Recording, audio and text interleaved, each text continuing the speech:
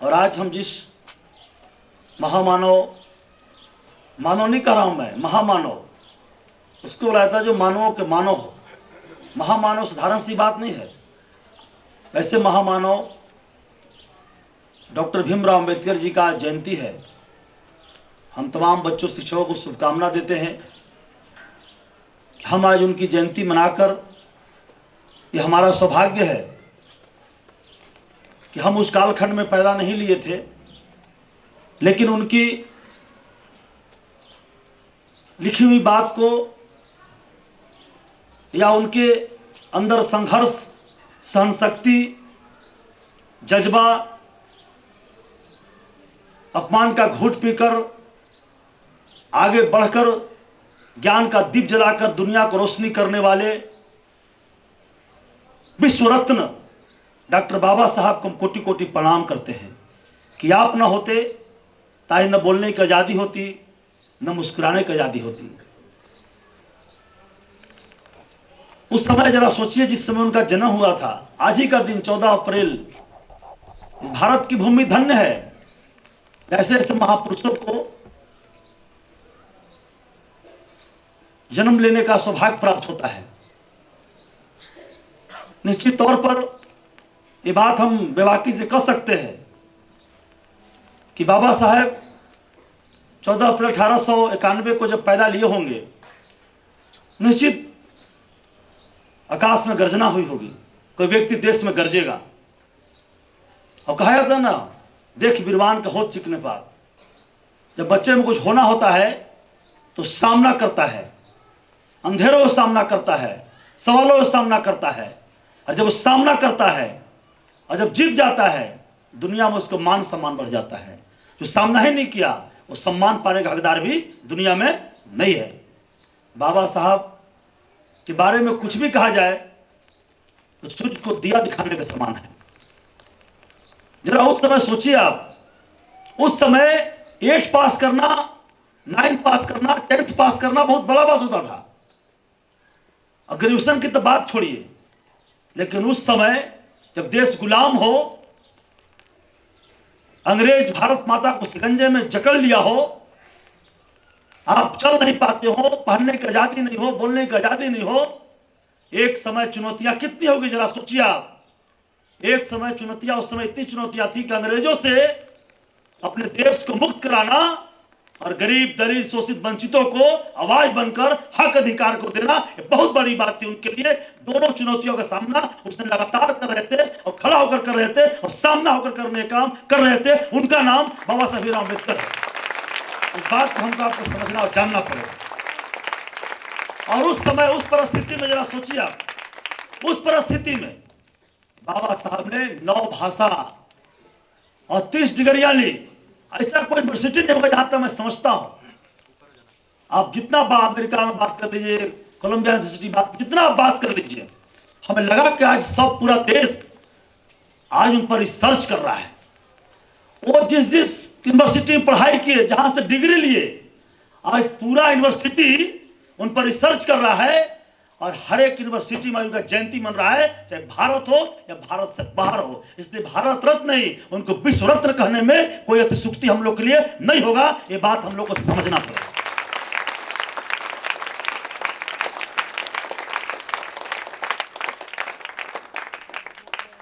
इसीलिए हम आपको दोनों बातें कहना चाहते हैं। आप 1 आध घंटे खड़े होने में आप गिरने लगते हैं, परेशान होने लगते हैं, आप टाइम पर नीचे उतर नहीं पाते हैं। आप जरा सोचिए उस समय सोचिए, उस समय जिस समय इतना माने परिस्थितियां उस समय क्या होगी, जहां इतना लोग छुआछूत, अनटचेबल की बात करते थे, जहां आपका हमारा फंडामेंटल राइट को लूट लिया जाता था। बाबा साहब ने संविधान रच दिया, संविधान लिख दिए। वो कितना ज्ञान उनके पास होगा। इसलिए उन्हें, बाबा साहब किसी जाति में नहीं है, वो दलित महार परिवार में पैदा लेकर भी इसने ज्ञान की रोशनी दिया।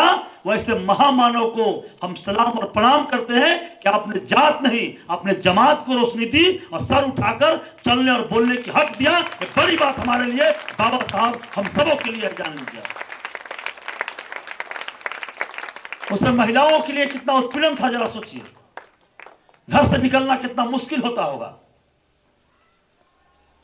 उनकी सोच क्या होगी।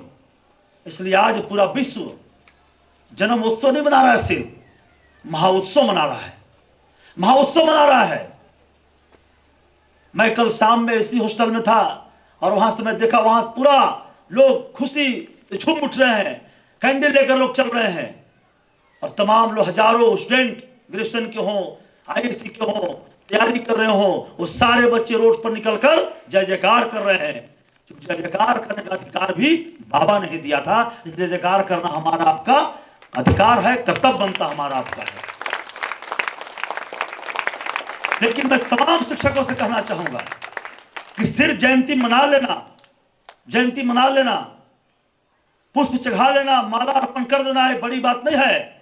बाबा साहब का सपना तब पूरा होगा जब देश का शिक्षक ईमानदारी से पढ़ाए और देश का बच्चा ईमानदारी से पढ़े और एक एक बच्चा के घर में ज्ञान का रोशनी जले, अंधेरा मिट जाए, तब बाबा का सपना पूरा होगा। हक उठाकर बच्चा बोल सके कि मेरा अधिकार यह है, मैं जानने आया हूं, मैं मानने नहीं आया हूं, मैं जानकर करने आया हूं। ये बात हमको आपको समझना पड़ेगा। इसलिए तमाम बच्चों से मेरा आग्रह और निवेदन है कि आप जिस मकसद से आए हैं, आप क्लास के फर्स्ट बेंच पर बैठकर भी आप टॉप नहीं करते हैं, और वह व्यक्ति, वह बच्चा पर कितना कुंठित भावना होगा। तो लोग कहते होंगे तुम बाहर निकलो, तुम छू देगा तो मेरा पानी खराब हो जाएगा, कुआं पर चला जाएगा, अशुद्ध हो जाएगा। उस समय जरा सोचिए एक बार, आप जरा सोचिए एक बार। आप व्यक्ति क्लास के बाहर खड़ा होकर भी टीचर की बात को सुनता होगा और उसने सब कुछ कर दिया जो लोग सोच रहे हैं उसने कौन सा काम कर दिया। ये बात हमको, आपको, बच्चों को एक दिन की चूंकि बात समाप्त नहीं हो जाएगी, एक दिन में बातें समाप्त नहीं होगी, लगातार हमको आपको पढ़नी चाहिए। ऐसे महापुरुष की तस्वीरों को जो देख रहे हैं आप, सबके बारे में जानना चाहिए। सिलेबस के अलावा भी आपको बहुत कुछ नॉलेज जाकर समझना चाहिए, चाहे अबुल कलाम आजाद हो या भगत सिंह हो, राजगुरु सुखदेव हो, सुभाष चंद्र बोस हो, विवेकानंद हो, ये तमाम जो महापुरुष हुए हैं ये साधारण नहीं है। ये अपने व्यक्तित्व निर्माण में अपने आप को खपा दिया, तपा दिया, आराम को कहा कि दरकिनार कर दो, आराम अगर मैं कर लिया कल मेरे बच्चे आराम नहीं कर पाएंगे। वो बच्चों के लिए हमेशा जिंदा रहे और कहे आगे बढ़ो, देश तुम्हारा है, अगर मर मिटना है तो देश के लिए कुछ करना हमको आपको है। बाबा साहब ने कोट पैंट पहनने सिखा दिया, टाई लगाना सिखा दिया। जरा सोचिए आप, उस समय जब बाबा साहब टाई लगाते हुए कोट पहनते होंगे तो मजाक उड़ाता होगा कि फलानवा जाति के आदमी कोट पहन टाई पहन रहा है, बताइए। देखिए उसने कहा कि वह ज्ञान, वह ताकत, वह क्षमता हमारे पास है, क्योंकि एक ही हथियार उनके पास था, हथियार था पढ़ाई का, एक ही हथियार था ज्ञान का उनके पास, और ज्ञान के बल पर आज दुनिया में अमर हो गए। जब तक सूरज चांद होगा बाबा साहब हमेशा जिंदा होंगे और अमर होंगे, याद रखिए। ऐसा कुछ काम करने के लिए हमको आपको जरूरत है। इसलिए तमाम जो हमारे बच्चे हैं, छात्रावास से पढ़ते आप हैं, आज आपको कसम खाने, संकल्प लेना है, जब तक नहीं पढ़ूंगा तब तक आगे नहीं बढ़ूंगा। नींद चैन को त्याग कर और अपने आप को वह साबित करेंगे दुनिया में कि हम एक ना सोचे कि हम गरीब परिवार से आते हैं, हम दलित, शोषित, वंचित हैं, हम कैसे कर पाएंगे। आज बाबा साहब ने संविधान में आपको हमारा सबको राइट दे दिया है, हर चीज आपका अधिकार बनता है। शिक्षा लेना हमारा आपका मौलिक अधिकार है, फंडामेंटल राइट है। हमको आपको समझना पड़ेगा। जो बच्चे नहीं पढ़ पाएंगे उनको जीवन में बड़ा अफसोस होगा कि मैं कुछ नहीं कर पाया। इसलिए आपको पढ़ने के लिए, आपको अगर लड़ाई लड़नी होगी तो पढ़ाई लेकर लड़नी होगी। अब पढ़ाई के बल पर, ज्ञान के बल पर आप लड़ सकते हैं और दुनिया को, तकदीर और तस्वीर को बदल सकते हैं। बाबा साहब ने इस भारत की तस्वीर और तकदीर को बदल दिया। भारत विश्व गुरु होने की स्थिति में पहुंच रहा है। धीरे धीरे हमको आपको संकल्प लेना पड़ेगा, हमको आपको ज्ञान की रोशनी जलानी पड़ेगी। लेकिन तमाम जो हमारे स्टूडेंट जो खड़े हैं, खासकर बेटियों को ले कहेंगे कि आप आगे बढ़िए और बोलना सीखिए। आप बोलेंगे नहीं, आप सीखेंगे नहीं, कैसे कर पाएंगे। इसलिए तमाम जो हमारे बच्चे हैं, आज हम लोगों ने एक दीप जलाई है, एक दीप जलाई हम लोगों ने है और ज्ञान की दीप जलाई है। और तमाम शिक्षकों से मेरा निवेदन है कि बाबा साहब के सपने को पूरा करना है। एक एक बच्चा जो कमजोर है, आज वो कसम खाए कि मैं, मन से कहे कि मैं कमजोर नहीं हूं, मैं तेज हो सकता हूं। इंसान में ही सब कुछ है, वो कुछ भी कर सकता है। एक जानवर मर जाए, लोग बोलते हैं जानवर ही मरा होगा, लेकिन इंसान जब दुनिया से विदा लेता है तो महामानव बन के भी लेता है और दानव बन के विदा लेता है। तो हमको आपको करना है, हम दानव बनेंगे कि महामानव बनेंगे। आज इस महामानव का जयंती है जो दुनिया से लड़ा है, अंधेरे को जीता है और उसने दुनिया को दिया है। ऐसे महामानव की जयंती हम मना रहे हैं। इसलिए तमाम बच्चों से मेरा निवेदन है, साधारण सी बात नहीं है, ये साधारण सी बात नहीं है दोस्तों, ये बहुत बड़ी बात है। हमको आपको समझना पड़ेगा, आप पूरी गहराई से जानना पड़ेगा आपको। कितनी बात, कौन सी ज्ञान उनके पास जरा नहीं था, सोचिए। कितना हर धर्म ग्रंथ को पढ़े, चाहे संस्कृत हो, इंग्लिश हो, जो भी हो। उस समय पढ़ाई उनके लिए जीवन बन गया था, क्योंकि उनको पता चल गया था कि हम पढ़ेंगे नहीं तो शायद हम ऐसे लोग को हम कुछ भी नहीं दिला सकते हैं।